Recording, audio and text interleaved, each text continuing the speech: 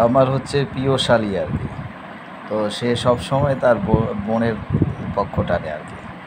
তো তার বোন যখন আমাকে কষ্ট দেয়, তখন সে আবার বলে আমার বোনের জন্যই তো কষ্ট পেলেন, নাহলে তো এই অভিজ্ঞতাও তো হতো না আর কি।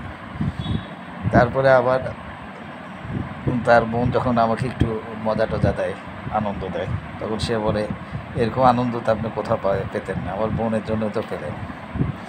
মানে আমি আবার না না না এমনি করে করি কি, মানে আমি স্বীকার করতে চাই না আর কি। তো আবার বলে যে, তো তার বোন মাঝে মাঝে আমার গায়ে হাত দেয়, তখন আমাকে আবার সে বলে যে এরকম মিষ্টি হাতের মায়ের তো আপনার সবসময় কারোর কাছে খান নাই, তো আমার বোনের জন্যই তো খেতে পারছে।